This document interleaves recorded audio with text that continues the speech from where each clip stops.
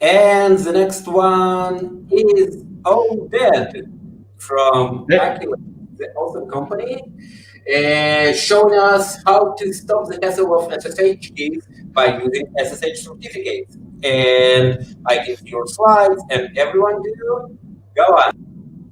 Okay, thank you, Andre. Thank you very much, guys. Happy to be here with you. My name is Oded. I'm the CEO and the co-founder of Prerequisites, a vault platform for secrets management and remote access. So we're going to talk to you about stopping the hassle of SSH keys by using SSH certificates.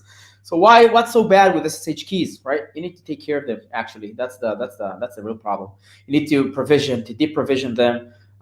You need to take care of it whenever a new employee coming up, a team member that leaves the company. Any resource that is there, you need to provision the SSH public key and so on. And the best part, or the worst part, is that whenever you have any regulation, standard, compliance, whatever, you need to do some kind of a cleanup projects, and you don't know exactly who has whatever SSH key pair that you might have within your Linux server. Anything. So if someone loses it again and again, there's a problem. This is security-wise.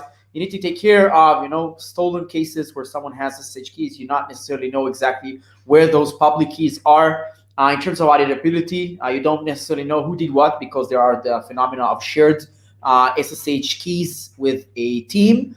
And obviously, right, it's a problem.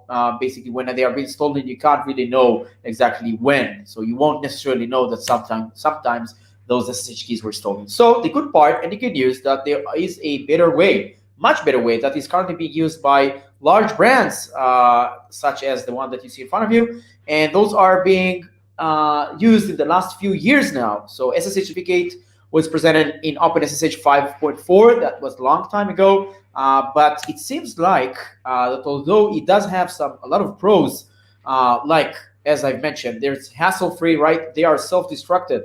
SSH certificate, they do not need to provision them or to do any deprovisioning. They require a very simple line of configuration in order for you to do that, and I'll show you some of that stuff. And they are short-lived, so they expire automatically. So if you provide someone with an SSH certificate, it is only for a certain session. Now, despite all of that good stuff, it seems that not everyone are using it, and the reason most probably is because of a bad PR. No one really PR'd very well SSH certificates, and I think, or it seems like it's as a result of having a need for having some understanding with PKI. But that's just old news, guys. It turned out to be very, very much easy to start working with SSH certificate, although it does require some understanding with the infrastructure. I'll show you some of those open source solutions, and I will provide you more links for you to further go. So just as a familiarity, if you want to know better, SSH certificates, they are basically a file, right, that are saying who is the one that wishes to access, okay? Who's the certificate authority that was signing that particular SSH certificate? And number three, what's the expiration? How much time do I have to use with that SSH certificate? And the best practice would be to have as short as you can. There are two advanced features within SSH certificate that speak about the restrictions. Basically, a certificate can say that you are allowed to use only a certain local user or run a certain commands.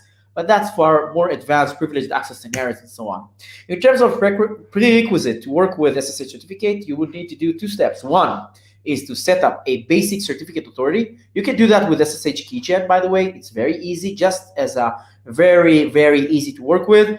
It's very basic, and you also need to take care of your private keys. Okay, you need to put it in whatever KMS that you're using. Please don't forget about that. Otherwise, it is all not very secure.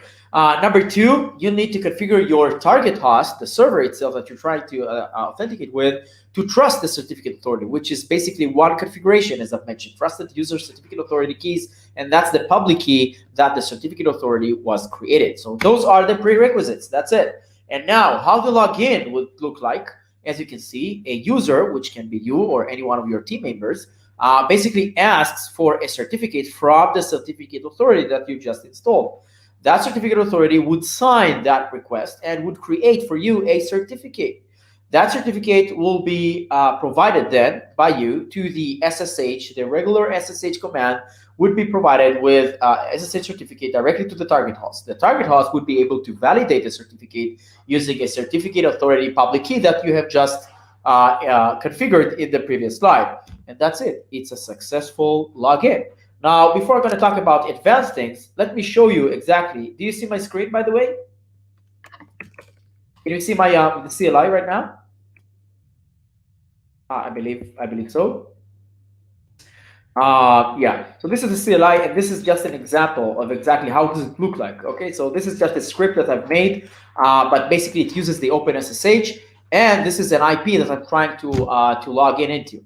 So right now I'm not providing any private key whatsoever. So we have connected that in my script. I've done some advanced things, and I've connected that with an Okta.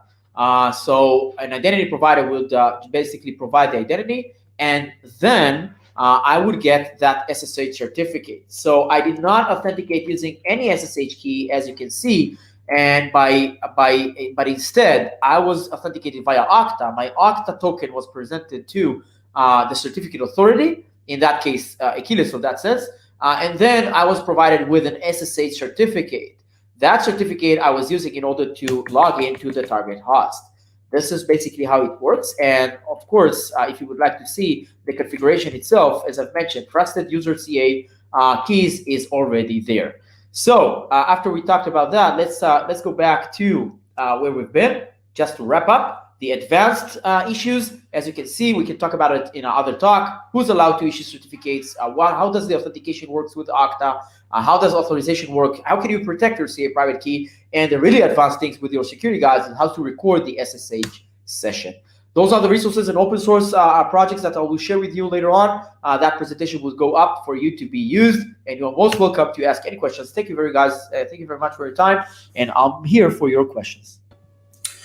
Thank you very much, Oded. It was a really nice talk, reminding us that everything is all about trust. Yeah, from passwords to certificates to SSH. Thank you. Have a good day.